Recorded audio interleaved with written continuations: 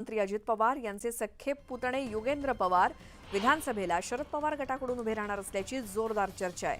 याच संदर्भात युगेंद्र पवार यांच्याशी संवाद साधला आमचे प्रतिनिधी जितेंद्र जाधव यांनी। शी बरोबर आहेत आपल्याला अजितदादांचे सख्खे पुतणे युगेंद्र पवार।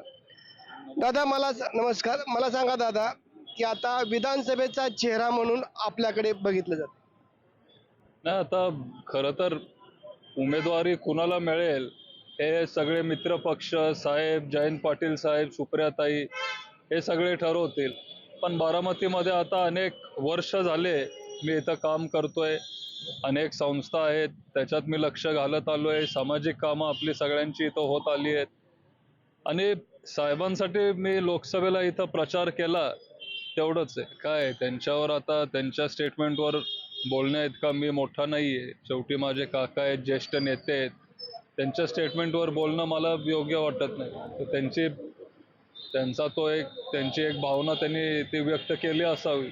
आता काय एकतर लोकसभेच्या प्रचाराच्या वेळेस दोनदा किंवा तीनदा दादा तेव्हा म्हणालेले की जर काही वेगळा निकाल लागला तर मग ते विधानसभेला उभे राहणार नाहीयेत, असं त्यांचं तेव्हा स्टेटमेंट 2 का 3 सभेमध्ये आलेलं।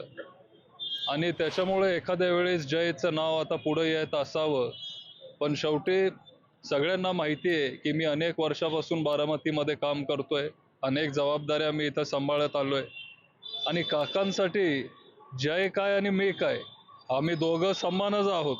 त्याच्यामुळं जर काकांचा आशीर्वाद असेल, सगळे काका पवार साहेबांचा कुटुंबाचा आशीर्वाद असेल तर मग म्हणजे आमची एवढीच इच्छा आहे की ह्या सगळ्यांनी आम्हाला आशीर्वाद द्यावा असं वाटतंय। काय पुढे जात असताना जर सगळ्यांची साथ असेल तर मग काम करताना पण ते आपल्याला सोपं जातं, लोकांची कामं अजून चांगल्या पद्धतीने होऊ शकतील। दादा असं देखील म्हणाले माझी 7 ते 8 वेळा टर्म झालेली आहे, मला काय ह्याच्यात इंटरेस्ट नाही।